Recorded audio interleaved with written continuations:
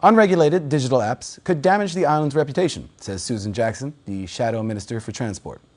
Ms. Jackson says without proper laws and legislation in place, the risks are high. The controversial Island Go rideshare app has been operating illegally in Bermuda and drawing criticism from taxi owners and others. Ms. Jackson said it is a case of buyer beware and urges visitors and residents to stick to locally licensed dispatch companies instead.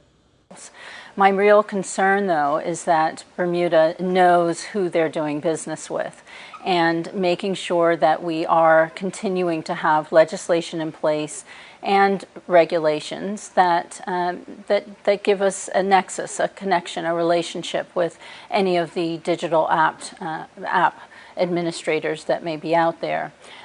So far, we have no regulations whatsoever for digital apps as far as the Motor Car Act is concerned. And so I would imagine that there's a sense of urgency to make sure that we are going to amend that legislation to encompass these new digital apps. But my concern really is around what can be happening to our passengers who are putting their credit cards into this platform, this digital platform, and also the drivers expecting to be paid money. You know, this exposes Bermuda to what could be money laundering, could be terrorist financing. We have no idea. It could have a much greater harmful effect on Bermuda's reputation as a financial jurisdiction, as well as causing harm for both passengers and drivers that are looking to do a financial transaction that may end up being a scam. Ms. Jackson said it is also imperative that stakeholders, including taxi operators and minibus drivers, are invited to the table to address the demands of the industry. Ms. Jackson argues that transport officials are sometimes tasked with serving as many as 10,000 visitors in just one day.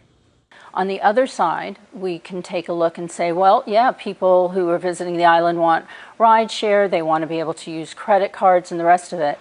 But right now, we're not going to have Uber and we're not going to have Lyft. So that's not even a part of the conversation. What we do need to do is have enough of a consultation with our stakeholders to say, what can the Bermuda version look like? And regulated. I mean, as far as I can see, even Hitch has not yet been regulated. So we need to sit down and start having that conversation. Government needs to start sitting at the table and coming up with legislation that's going to be suitable for everybody. Ms. Jackson acknowledged several hurdles to overcome, such as amending the Motor Car Act and insurance policies before a regulated, safe ride-sharing service could be offered. As we reported last week, government has repeatedly stated that ride-sharing is currently illegal in Bermuda.